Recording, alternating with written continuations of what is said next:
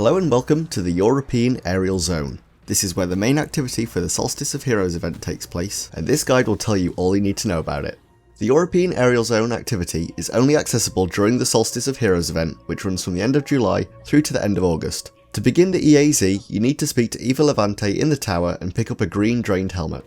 From then on, you can access the EAZ from a node just to the right of Eva, or from the blue icon on the tower director screen.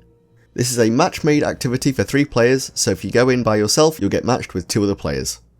You spawn in at the southern end of the zone, and the map is split into several named sections. There is the courtyard in the centre of the map, factory at the north of the zone, the mall at the northwest, the town in the southwest, the garage in the southeast, and the ruins in the northeast. It's worth noting that you can tell what enemy type you're up against by what time of day it is in the European Aerial Zone. If it is dawn, you're up against Fallen. If it is midday, you're up against Cabal, and if it is nighttime, you're up against the Hive.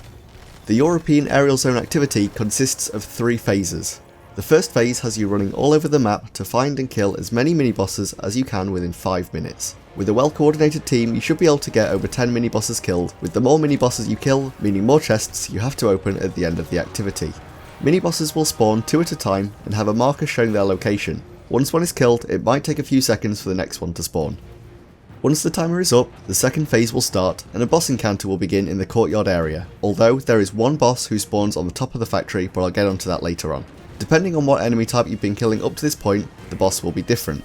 There are 2 different boss encounters for every race, with there being 2 for Fallen, 2 for Hive, and 2 for the Cabal. The Fallen boss Fensis will spawn on top of the factory and will teleport around different rooftops surrounding the map. I will go into detail about all of the boss encounters later in the video. During the boss encounter, at some point, the screen will go dark and a public event will spawn on the island called Prismatic Taken. This tasks you to find a Prismatic Taken somewhere in the EAZ, and the mission text will tell you exactly the area you have to look in, and then it's down to you to go and kill it. Once the Prismatic Taken dies, it will drop an orb which will grant you a full elemental buff based on what element is active on the day.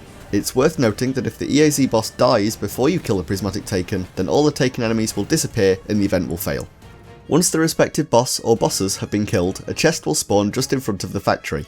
Opening it will give you a Solstice package and will begin a 10-second countdown. When it reaches 0, chests will spawn all around the EAZ, with the number of chests that spawn directly correlating to how many mini-bosses you killed in the beginning phase of the activity. When the chests spawn, they will appear on your heads-up display for about a second and then disappear. You have to get close to a chest for it to show up on your HUD, and you have a limited amount of time to find them all. Dotted around the outside of the map on floating islands are Fallen teleporters. Standing on one of these will teleport you high up into the air, so make sure you break your fall before you land. These can be especially useful during the chest hunting phase, as when you're falling you can see the distant glow from the chests that you're trying to look for. Each chest will either give you a Solstice package or a small number of Solstice key fragments. The best way to find as many as possible is for your fire team to all look in different directions when the chests spawn, so you know the precise location of as many as possible. For the last 10 seconds of the timer, all of the chests will show up on your HUD, but once the timer hits 0, all chests will disappear and the activity will end. So let's go into a little bit more detail on the boss encounters.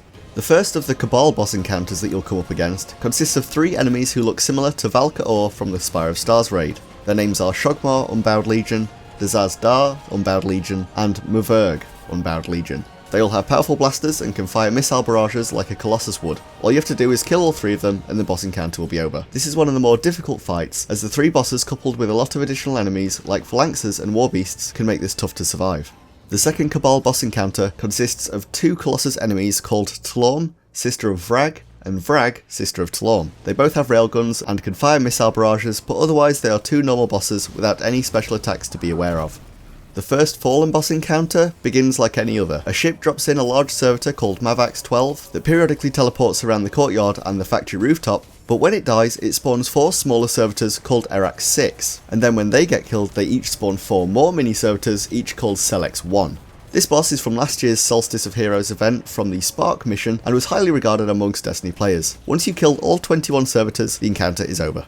The second Fallen encounter is Fensis Lost to Erasmus. He's the only boss to spawn outside of the courtyard and will spawn up on the factory roof. He will periodically teleport between EAZ rooftops, making this one of the more interesting boss encounters. Getting between the rooftops can be tricky, but by jumping from the factory roof you should be able to make your way to most of the other areas. Every now and then he will also summon a Fallen web mine to make it difficult to escape his ground pound, so be aware of the sound that plays when they get activated.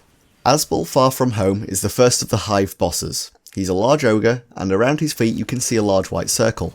If a hive enemy gets inside that circle, then Asbel will gain a shield. He will also spawn with 2 smaller ogres, which Asbel will slowly path towards. When both ogres die, Asbel gains another shield, and a Shrieker will spawn above him. When the Shrieker dies, his shield is lowered and the cycle begins again. The final boss encounter in the EAZ is called Abassin the Broodlost. This fight is very similar to the Iranan boss fight from the Broodhold Strike.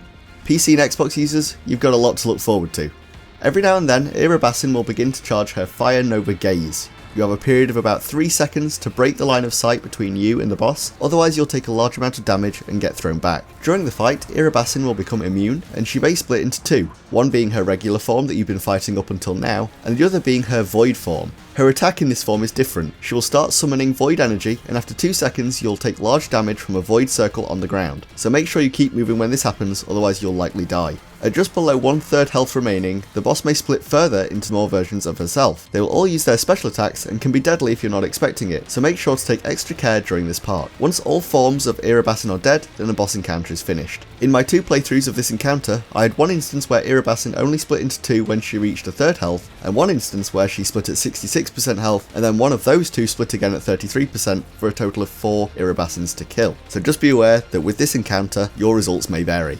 So then guys, this has been my guide to the European Aerial Zone activity. If you've enjoyed it, please do leave a like on the video and do consider subscribing to the channel for more Destiny 2 guides. I also stream Destiny and Borderlands on Twitch, so if you get a chance, make sure to check that out. But for now, I've been ClumsyDanniey, thank you very much for watching, and I'll see you guys next time.